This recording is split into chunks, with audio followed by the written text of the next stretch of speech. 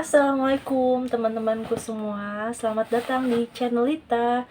Hari ini dengan tema yang sama, yaitu PMS, penasarin makeup story. Jadi aku akan membahas tentang story kriminal sambil aku makeup versi aku sendiri.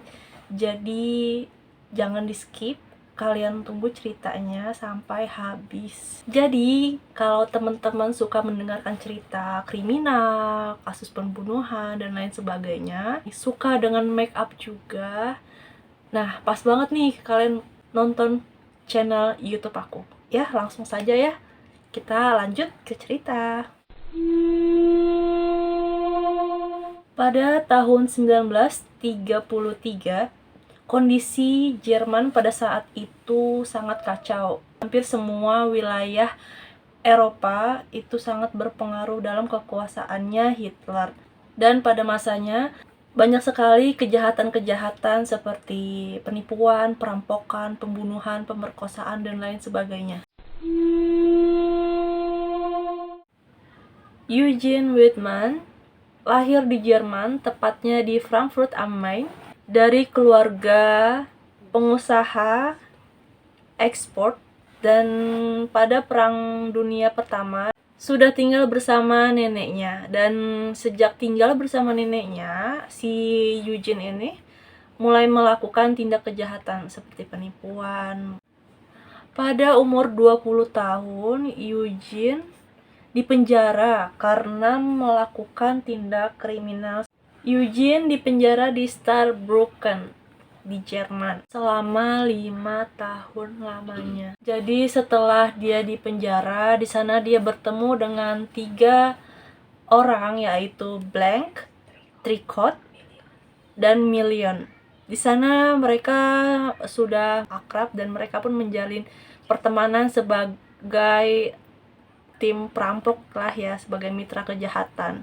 Pada tahun 1930, Eugene dipindahkan ke Prancis bersama teman-temannya, dan mereka pun mulai melakukan tindak kriminal atau kejahatan bersama di sana.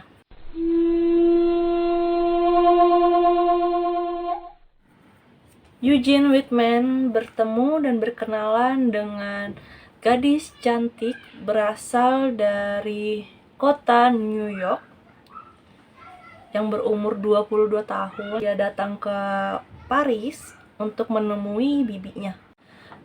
De Koven sangat tertarik dengan si Eugene Wittmann, dan Eugene Wittmann itu menggunakan nama samarannya, yaitu Siegfried. Jadi guys, setelah berkenalan dengan Siegfried atau Eugene ini, si De Koven langsung mengirim pesan kepada temannya. Pesannya seperti ini: saya baru saja bertemu dengan laki-laki Jerman yang menawan dan cerdas. Namanya adalah Siegfried, dan saya akan bertemu dengan dia di Villa Siegfried, tepatnya di Villa Mansion Napoleon, villa yang terkenal di Prancis. Begitulah pesan dari De Koven. De Koven mulai datang ke Villa Eugene atau Siegfried, datang dan disambut dengan Eugene. Lalu mereka mulai merokok bareng, dan juga Eugene Wittmann memberikan segelas susu untuk si De Koven ini, dan mereka pun mengobrol santai. Jadi sebelum dibunuh sama si Eugene ini, si De Koven saking percayanya sama Eugene, dia tidak menaruh curiga sama sekali dengan si Siegfried atau si Eugene ini. Jadi pada saat itu Eugene ngobrol, setelah itu Eugene ke belakangnya si De Koven, lalu dia mulai mengambil tali ke leher si De Koven ini. Tapi De Koven ini tidak menaruh curiga sama sekali, padahal ada sesuatu di lehernya dia. Langsung dicekik, langsung ditarik dengan tali. Dia pun tidak berusaha untuk minta tolong gitu.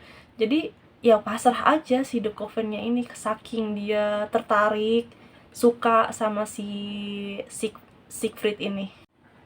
De Koven pun mati di tangan Eugene dan dikubur di belakang taman villa tempat Eugene tinggal.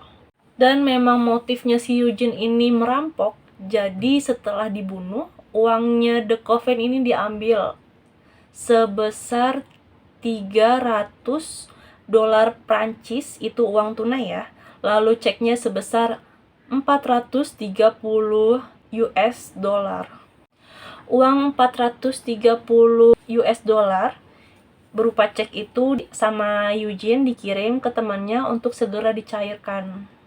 Oh ya teman-teman, aku lupa nih nyebutin tahunnya. Jadi si Eugene mulai melakukan kejahatan itu di Paris tahun 1937.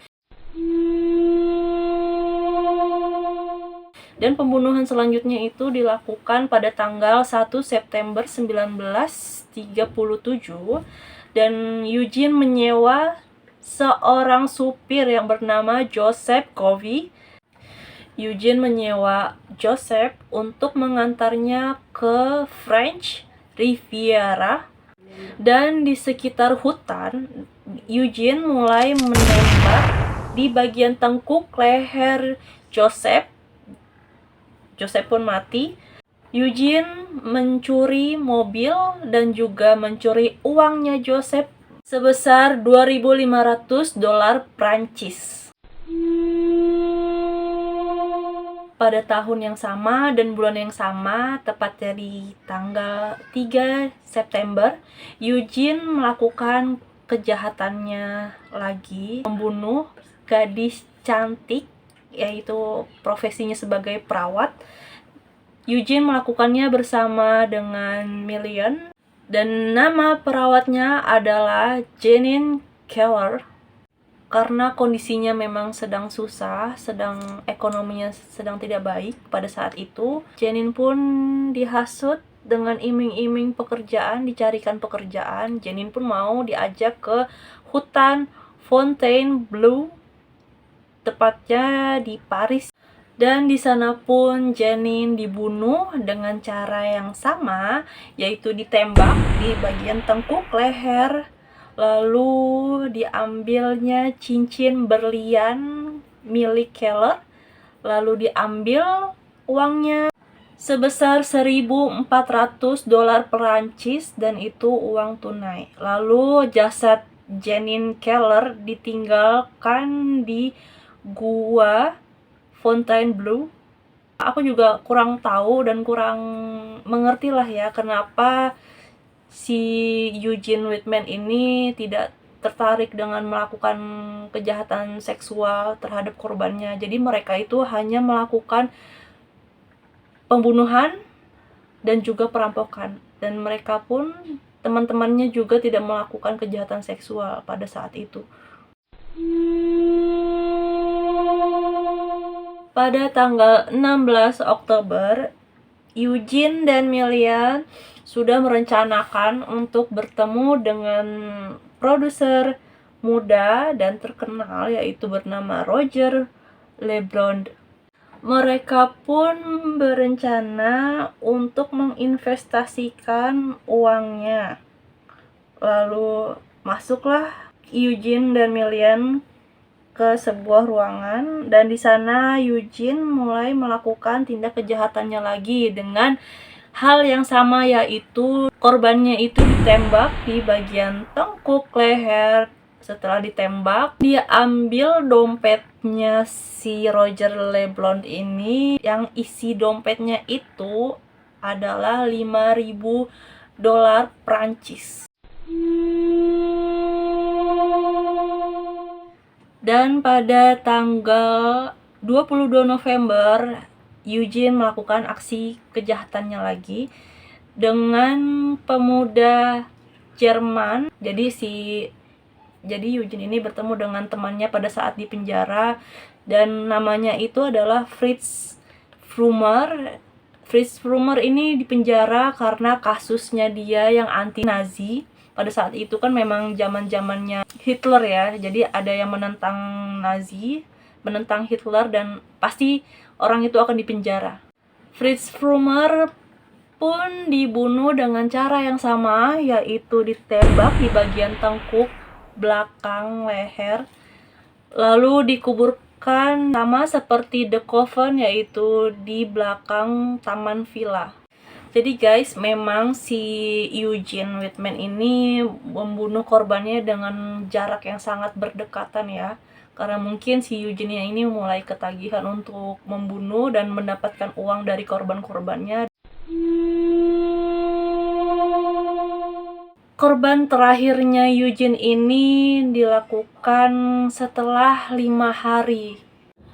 Korbannya bernama Raymond Lesobre, agen real estate yang sangat terkenal, dan dia pun bertemu dengan Eugene,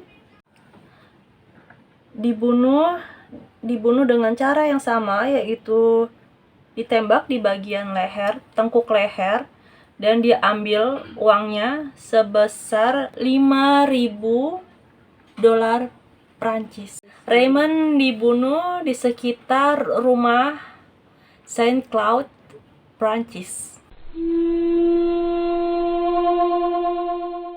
8 Desember tahun 1937,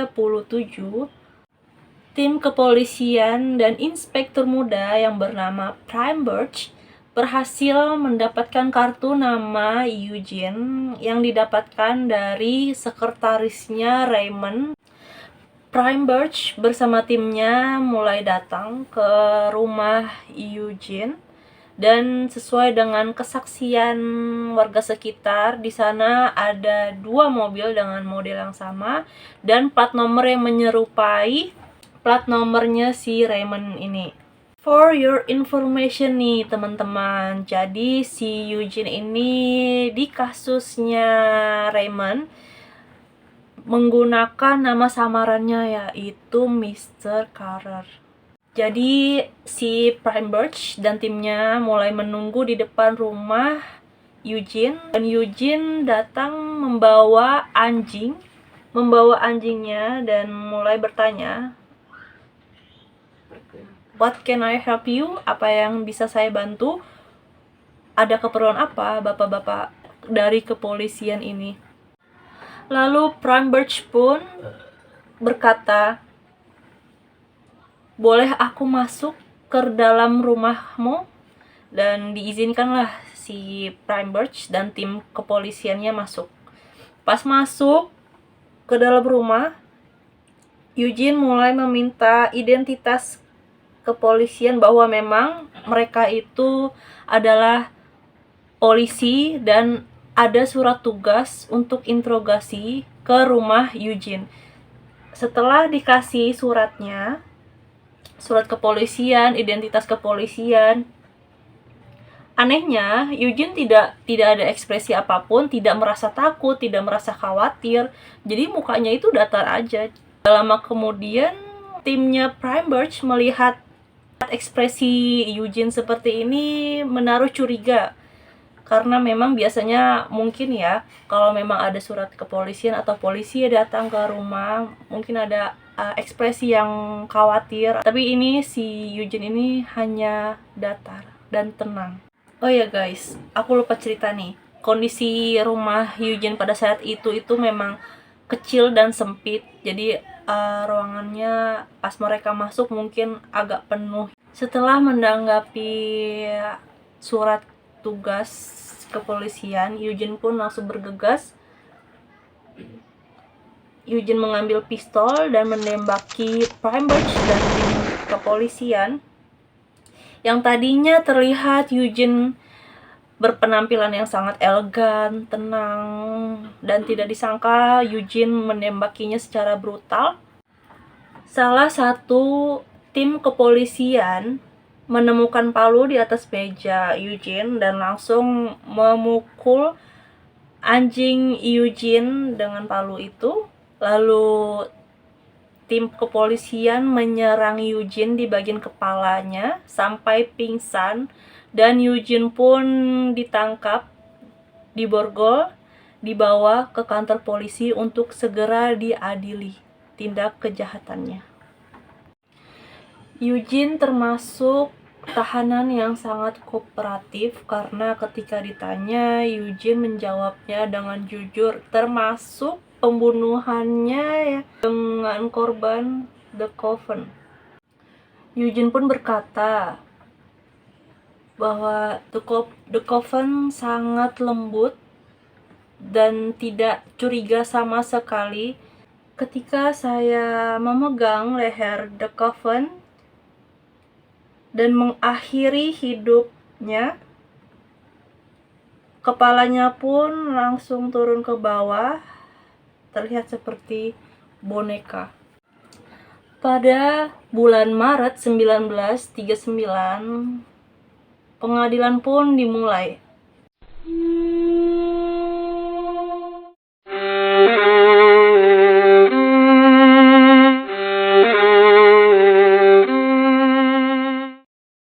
Dan hasil persidangannya, Blank mendapatkan hukuman selama 20 bulan penjara, dan Tricot, karena memang dia hanya dihasut, Tricot dibebaskan, tidak dipenjara.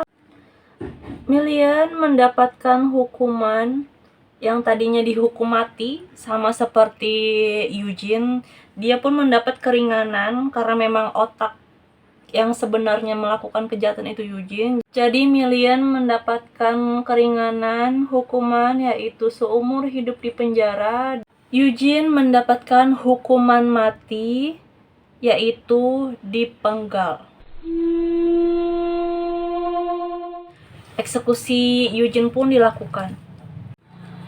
Juni 1939, tepatnya di penjara Saint-Pierre, itu adalah eksekusi publik terakhir kalinya pada saat Revolusi Prancis. Masyarakat pun mulai berkumpul dan penjaga penjara mulai merakit alat eksekusi penggal pada jam 1 pagi. Kenapa dilakukannya pada pagi hari? Karena pemerintahan Prancis pada saat itu tidak ingin diekspos. Jadi dilakukannya subuh ya, pagi-pagi, karena matahari kan masih belum terlalu terang. Kalaupun nanti ada wartawan pun, mereka pasti akan kesulitan untuk mengambil gambar. Masyarakat Prancis pun menonton penjaga penjara yang sedang membangun konstruksi alat penggal di penjara Saint-Pierre. Pukul 3 pagi pun penjaga penjara sudah selesai merakit konstruksi itu. Lalu masyarakat sekitar mulai mengerumuni penjara karena memang akan dimulai pertunjukan. Itu terlihat seperti pertunjukan ya, karena ada penontonnya, ada yang akan melakukan acara pertunjukan yang spektakuler, karena itu dilakukan memang untuk terakhir kalinya eksekusi publik. Pada pukul 5 pagi terbukalah pintu penjara Saint-Pierre. Terlihat di sana Eugene bersama 2 algojonya mulai datang untuk dilakukannya eksekusi. Di sana Eugene mengenakan kaos putih dengan celana hitam. Kenapa dia dieksekusi menggunakan kaos? Supaya tidak ada yang menghambat proses eksekusinya Eugene. Masyarakat pun mulai bersorak ria, meneriaki Eugene, mencaci maki, tapi di sana ekspresi Eugene hanya diam dan datar, tidak menanggapi sepatah kata apapun ke masyarakat sekitar yang sedang menonton dia. Eugene pun mulai ditarik badannya sama algojo dan ditelungkupkan dan dicocokkannya di bagian leher Eugene dengan pisau alat penjaga, dan posisinya pun itu harus pas. Kepalanya lurus menghadap wadah yang nantinya akan dijadikan untuk tempat kepalanya dia setelah dieksekusi. Pada saat yang tiba pun dimulai. Pisau penjagal pun akhirnya dilepaskan oleh Algojo, dan kepala Eugene pun jatuh ke wadah, lalu badannya pun didorong oleh Algojo supaya masuk ke peti, dan jasad Eugene pun langsung dibawa masuk ke dalam penjara. Ada yang menarik nih guys, jadi sebenarnya itu kalau wartawan-wartawan banyak yang mengambil gambar di bagian samping, kebanyakan dari mereka mengambil gambar itu kurang bagus ya posisinya karena memang gelap. Dan ada salah satu wartawan yang mengambil gambar itu bagus melalui atas hotel atau memang rumah. Jadi orang itu mengambil gambar di bagian atas dan terlihat sekali dia itu mengambil gambar dan video eksekusi Eugene. Akhirnya pemerintah memutuskan untuk itu adalah eksekusi publik untuk terakhir kalinya, dan tidak akan ada lagi eksekusi penggal di Prancis.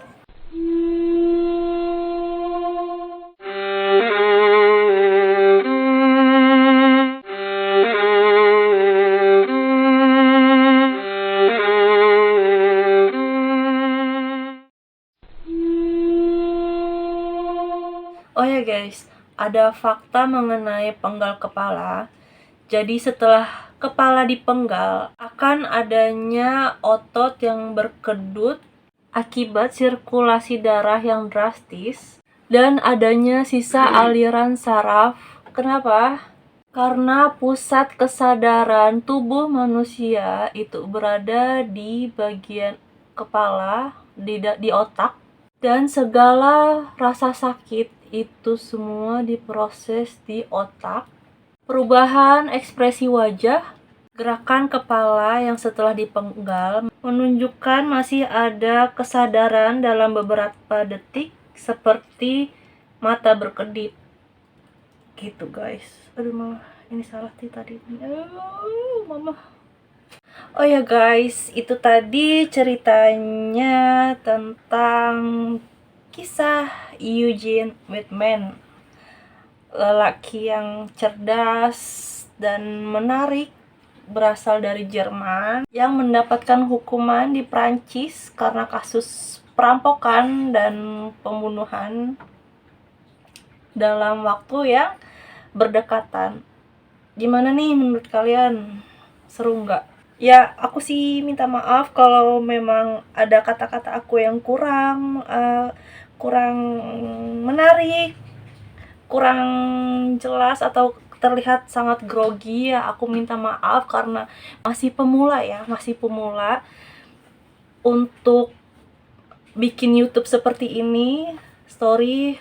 Aku harap kalian suka sama cerita aku dan juga kalian suka sama make up aku hari ini ya kan, khususnya untuk cerita Eugene. Gimana nih, kalian suka nggak? Aku harap sih kalian suka, dan semoga kamu selalu nonton channel YouTube aku, kamu subscribe, komen, dan like, dan jangan lupa nyalain loncengnya supaya kalian tidak ketinggalan video-video menarik dari aku. Oh ya guys, ada cerita nih ya nggak? Jadi memang aku ini menulis cerita tentang si Eugene ini dari beberapa situs website ya. Dan pada saat itu pun aku tidak bisa tidur. Kenapa? Feeling aku tuh nggak enak banget ya kan. Ini kenapa nggak bisa tidur gitu. Gitu kayak mimpi tapi bukan mimpi gitu kan. Seperti ada laki-laki besar, tinggi besar, pakai baju putih dan celana hitam. Ada beberapa bercak darah di bajunya. Cuman memang terlihat seperti si Eugene ini. Aku sempat berpikir kalau ini memang hanya kebetulan aja. si Eugene ini mungkin datang ke aku untuk segera dibuatkan ceritanya, di tag lah videonya. Mungkin memang karena dia tidak mau lama-lama ya. Dan pada saat itu kenapa aku menunda bikin konten ini, karena memang ada kendala, belum beli HP pada saat itu dan memorinya pun belum cukup dan lain sebagainya ya, banyak kendala lah istilahnya.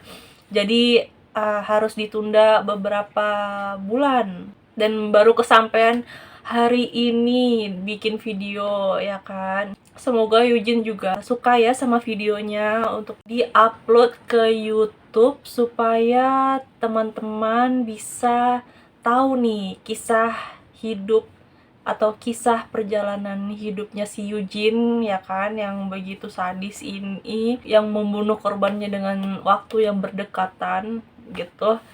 Ya itu tadilah ya ceritanya, ini make upnya. Sekali lagi terima kasih banyak ya. Wassalamualaikum warahmatullahi wabarakatuh.